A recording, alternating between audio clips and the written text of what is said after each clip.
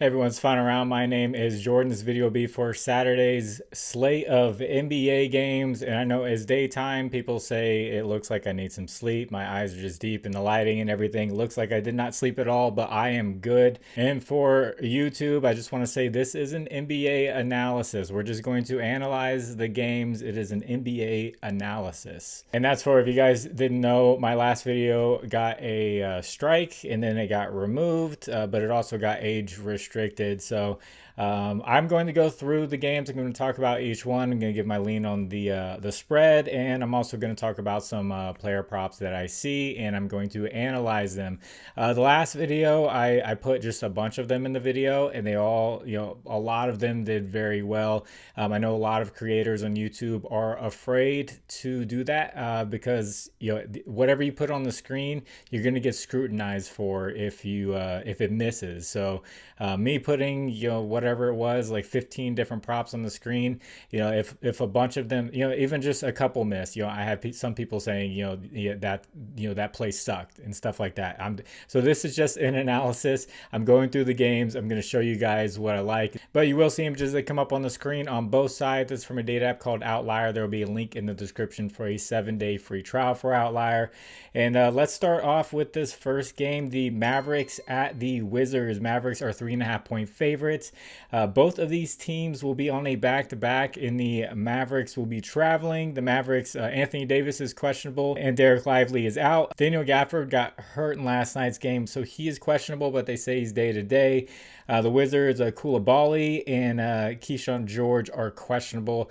That is two very big names for them. Mavericks are 3-6 against the spread, and the Wizards are 1-8 against the spread. So I'll be honest about the Mavericks. I looked through a lot of their guys, looked through a lot of their lines. I don't see anyone who is really consistent that just pops out for me, especially with 8 games going on where I'm like, hey, let's go with that guy. And especially if Anthony Davis or Daniel Gafford pop back up, it could hurt some of these players. So nothing for the Mavericks, even though it is a really good matchup.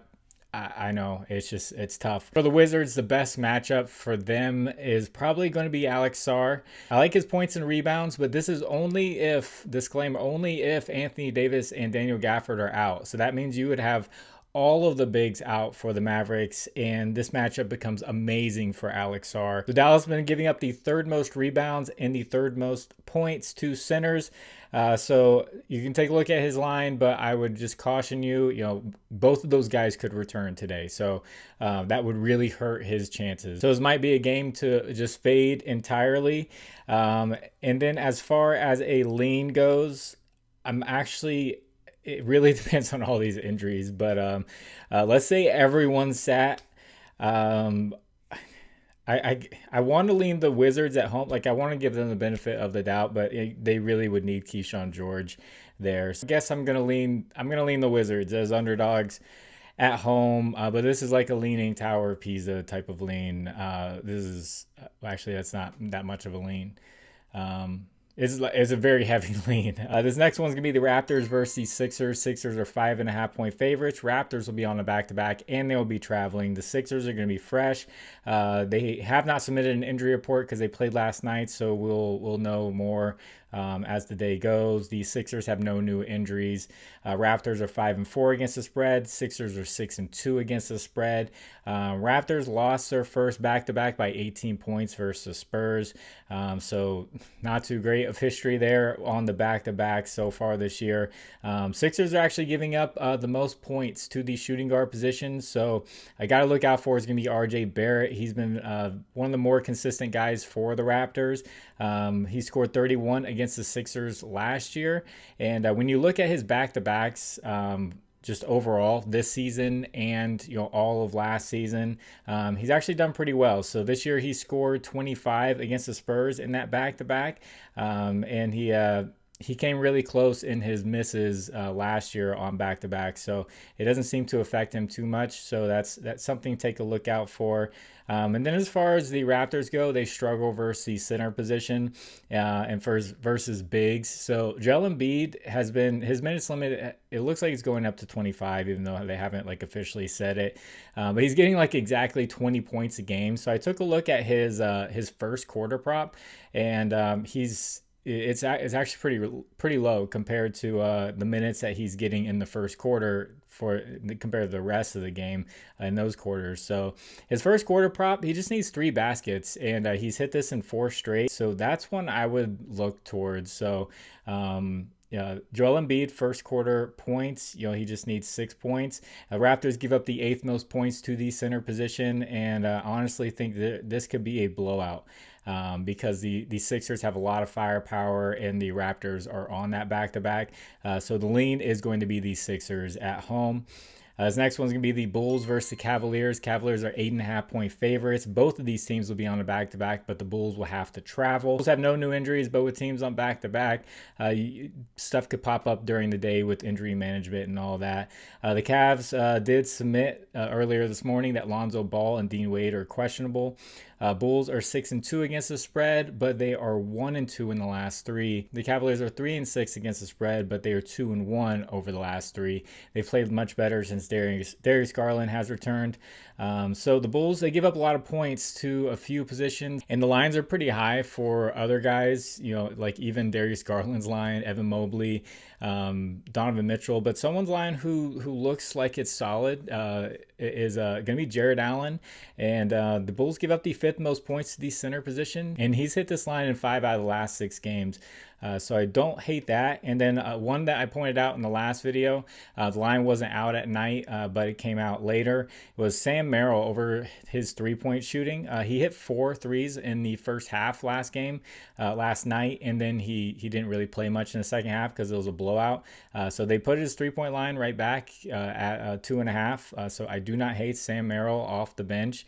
If it's a close game, he's going to get more minutes and play, but he just came out, he knocked down 3 like very quickly. So that was a nice cash. So keep an eye out for Sam Merrill. And then for the Bulls, the Cavs struggle mostly against shooting guards and small forwards, so the wings.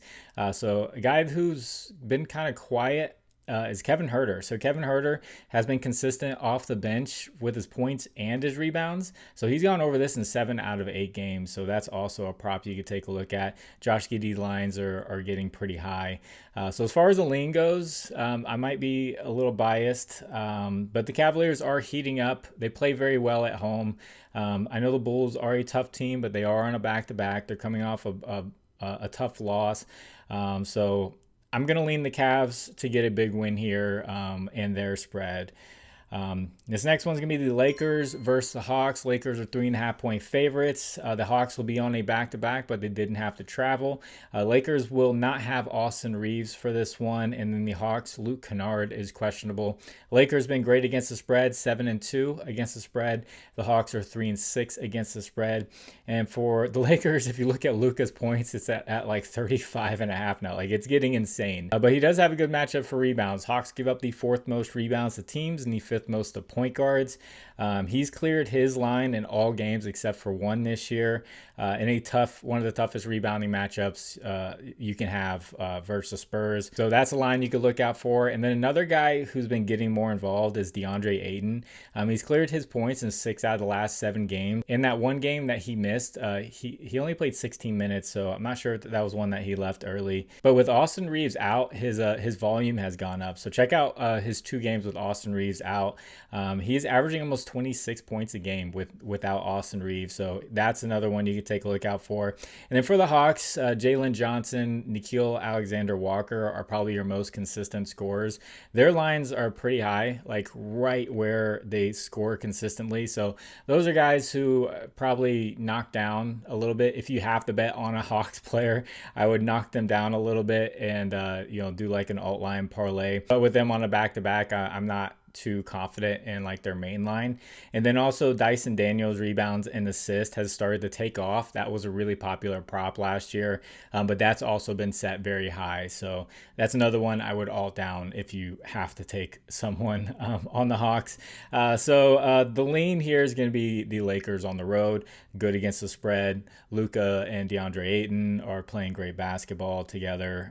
So for 3.5 points, I will take the Lakers. About halfway through. If you guys could, please like the video. If you haven't, please subscribe to the channel. If you have a little bit of extra time, could you leave a comment for the algorithm? You can just put a W there. Helps get the video out there for more people to see. And also, I want to shout out these social sports books and Underdog Fantasy. So these social sports books, you can bet on money lines and spreads and single bet in states where you can't on DraftKings and FanDuel and all that. So you'll see the maps on the screen. So Onyx Odds is doing a bet 10, get 100. Novig is doing a bet 5, get 50. Underdog's doing bet 5, get 100. So promo codes find around 11 for all of those. I'll have links in the pinned comment and the description that'll take you there. Basically, you can play 20 and get 250 just to play around with. So I think it's just really solid to have, you know, all three of those. Next one is the Pelicans versus Spurs. Spurs are 11.5 point favorites. Spurs will be on a back-to-back. Zion Williamson and Jordan Poole and Vs Misi are all going to be out. There's a lot of scoring there and rebounding. Spurs, Dylan Harper is out, and then De'Aaron Fox is probable to play. He's going to be making his debut. So Pelicans are 4-4 against the spread. Spurs are 4-3 against the spread, coming off a big win against Houston. There could be some hangover effect, but the Pelicans are really missing a lot of their good players. So Pelicans give up the 5th most points overall to teams, and De'Aaron Fox, you know, I read into if he's having a minutes restriction, and they said that his return has been exhaustive. That's the word that they've given. So he's basically just ramped up his conditioning to the point to where when he gets on the court, it's not going to be a shock to him, and he's going to, you know, just jump right into it and be able to go. And I know this guy can score, one of the better scoring guards in the league. So his line's at 13.5. He hit this 94% of games last year. I don't think he's going to be playing those minutes that he got last year. But I think this is the one time we're going to see it at 13.5. And with him not playing on the back-to-back, he's going to be the freshest guy out there. So, you know, I don't hate taking De'Aaron Fox in a very easy matchup. This is a good place for him to return. I can see him wanting to get a lot of shots up, kind of like we saw with Jalen Green returning on Thursday. Took like 20 shots in like 23 minutes, I think it is. So I can see the same thing from De'Aaron Fox. So I do not hate that points line. And as far as Pelicans goes, Spurs defense is really tough. So I'm not going to, you know, force any lines here with that really tough defense, and the lines are pretty high for some of the guys like Jeremiah Fears and Trey Murphy, so I'm stay away from them. As far as the lean goes, the Spurs, they actually won their first back-to-back. They played 18-point win against the Raptors, so I'll take them at home here with one of their best players returning. Next one's gonna be the Blazers, 3.5 favorites versus the Heat. Heat are on a back-to-back, and they're coming off a win versus a beat-up Hornets team. For the Blazers, Shaedon Sharpe is probable. For the Heat, Bam Adebayo, Norman Powell, and Jaime Jaquez Jr. are all questionable. Bam didn't play last night. Jaime and Norman Powell could possibly be ones that show up as like injury management because it's a back-to-back. So that's 3 really big injuries if these guys all sit. Blazers are 6-2 against the spread. Heat are 6-3 against the spread. But as for the Heat, it's hard to say with so many questionable players, you know, who to jump to on their lines that are out right now. So I don't have any Heat players for you, but for the Blazers, the books are finally getting higher on Deni Avdija, Jeremy Grant, Shaedon Sharpe. All those guys have been consistent. Taking a look at their lines and digging through and everything, I noticed Miami, they give up the 3rd most rebounds and the 10th most assists to teams. So I don't hate Drew Holiday rebounds and assists. Coming off of 2 really tough matchups for rebounds and assists where he went under. He's got the fastest paced team that he's going to be going up against. When you play against a fast paced team, there's more shot opportunities, more scoring, more rebounding, more assists, all that stuff, because there's more possessions. I do not hate where his line is at. I think it came down a little bit because of the two tough matchups that he just faced. And then as far as our main scorers here, I don't mind like alt-lining them down to some higher percentage plays. So if you did like Jeremy Grant for 15, that's a 100% hit rate, or Denny Avdia for 20. Call it the Denny for 20. That's also a very good hit rates. But the lines being so high, you could alt them down to these really, really good hit rates, and then put them together and probably get a really good play. So as for a lean here with the Heat on a back-to-back and possible big injuries, I'm going to lean the Blazers. The Pacers versus the Nuggets. Nuggets are 11.5 point favorites. They are coming off a back-to-back win. It was a blowout win, so a lot of their starters got to rest. I don't think Jokic even played in the fourth quarter. Big news for the Pacers. Andrew Nembhard is questionable. That's the big news for them because they've had so many guys who are out. A lot of those guys are still out, but Andrew Nembhard upgraded to questionable. Denver, they don't have any injuries, but they could come out with injury management type stuff being on the back-to-back. But I think with that blowout, they might not be too worried about it. Pacers are 5-3 against the spread. Nuggets are 5-3 against the spread. Nuggets are very good defensively, and this isn't a game where I'm gonna jump to any Pacers players with 8 games to take a look at. So the same thing with the Nuggets. They're really good. This game I think has high blowout potential. With the back-to-back, and I would hate to point out like Jokic and his rebounds, assists. They're all very high still. So all their lines are very high. So I'm gonna fade this game too, and I'm gonna lean the Nuggets at home. They are just very good at home. And this last game is the Suns at the Clippers. Clippers are 5.5 point favorites. These two teams played in that horrific Thursday night game. That was just, I don't know why it was like the spotlight game. Maybe they just wanted to hide it behind Thursday night football so no one would know that it was going to happen. But Dillon Brooks is questionable for this one. Kawhi Leonard is out. Looks like James Harden will play in this one. He was not in that last one. Suns are 5-4 against the spread. Clippers are 1-7 against the spread. They have been just not up to expectations. Well, actually, I don't even know what their expectations really were. But the big news last game was Jalen Green's return. Like I said earlier, he played 23 minutes. He took 20 shots in 23 minutes, and he dropped 29 points. So all of that volume there, his lines are still reasonable, but the one that I like the most is going to be his 3 points made. So for him to make 3 or more, you can still get it at plus 105, what I'm seeing. And he took 13 3-point attempts. Out of his 20 shot attempts, 13 were from 3, and he made 6 of them. So love the value here that you can get. And then the rest of this game, I want to have nothing to do with it because of that Thursday night game. And for a lean, I'm going to lean the Suns on the road with the way Jalen Green was able to score. Devin Booker can score very well. And they really... Yeah, I don't want to mess with this game. So Suns are the lean, and I do like that Jalen Green prop. So that is 8 games. If you guys would like to discuss lines further, I have a Discord. Link is in the description. That is a completely free Discord. Not going to charge you or anything like that. You can talk about football, basketball, tennis. I love the tennis plays in there. And as far as a recap goes, I did give a lot of stuff, and I wasn't like calling them official plays or anything like that.